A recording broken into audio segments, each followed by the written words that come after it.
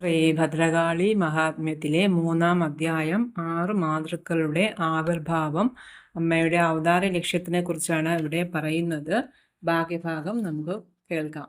കാലദേവൻ കാലദണ്ഡം നൽകി വാരാഹി കഥ ഐന്ദ്രിയെ പുനരങ്ങു ചേർത്തു തികച്ചിതാറു സുരാധിപൻ സഞ്ജമായോരു മാതൃശൽക്കവും ആഞ്ഞ തേടി വണങ്ങിനാർ ശക്രശത്രുഷയം ചെയ്തുവരിൻ സമ്മങ്ങളമെന്നൊരു ദൗത്യമേറ്റവർ ദേവസേനയുമൊത്തു ചെന്ന സുരാലയം ചുറ്റുമങ്ങു നിരന്നു ഭൈരികൾ അട്ടഹാസനിനാദവും കേട്ടു ദാരികനോദിനാൻ ഒരു ഭൂതനോടത ചെന്നു നീ നോക്കി വന്നിടുകെന്തു കോശം ഇതാരിതിനൊരു മൂലവും മത്തനായന്തപുരത്തിലിരുന്നു കാമുക കേളികൾ കാലദോഷമറിഞ്ഞിടാതെ തുടർന്നു ദൈത്യനും അഞ്ജസാ ക്ഷിപ്രമാ പരിചാരകൻ ഭയസംഭ്രമാതി സമന്യുതം ഓടിയെത്തി വണങ്ങി നിന്നു പറഞ്ഞു കണ്ടൊരു കാര്യം രക്ഷ സുരാരി സത്തമ കോട്ട ചോഴ്ന്നു നിരന്നിതാ നാരിമാറാറുപേർ സേനാസാഗമായുധ പാണികൾ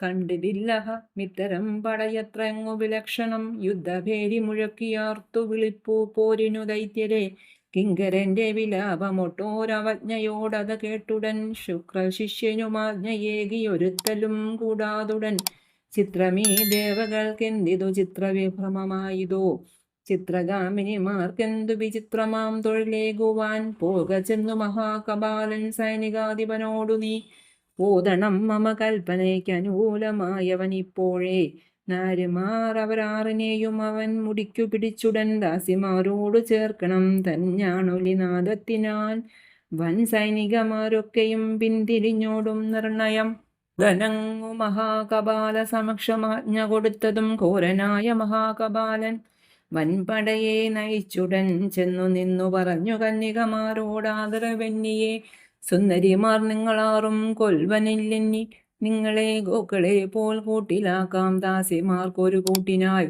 ഇത്രയും ചൊന്നതീ ക്രോധാൽ അസ്ത്രവർഷം ചെയ്തവൻ ശരക്കൂട്ടിൽ കുടുക്കിയവനാറുപേരെയും അത്ഭുതം സത്വരം നിർഗമിച്ചാർ കൂടടച്ചു ശസ്ത്രങ്ങളാൽ ക്രുദ്ധരായി മഹാകാപാലനെ ഒത്തുനിന്നെതിരിട്ടവർ വിഷ്ണുവിൻ ശക്തി പേറുന്നൊരു വൈഷ്ണവീ മാതാവു തൻ ഖഡ്ഗമേന്തിയരിഞ്ഞു തള്ളിയെതിർത്ത ദൈത്യങ്ങളെ സൂതനും ദുരകങ്ങൾ തേരും നഷ്ടമായൊരു ദൈത്യനും ഉഗ്രമായ ഗതാപ്രഹരാൽ ദത്തമായിതു മൃത്യുവും മിച്ചമുള്ള കുറച്ചു ദാനവർ 10 ദിക്കും മണ്ടിനാർ 6 മാതൃക്കളും ഓതാൽ ശംഖമൂതി മുഴക്കിനാർ ശംഖം നാദം കേട്ടു ദാരികനുള്ള കാര്യം ബോധ്യമായി ജ്യേഷ്ഠനാം ദാനവൻ തന്നെ നിയോഗിച്ചുരണാങ്ങണേ.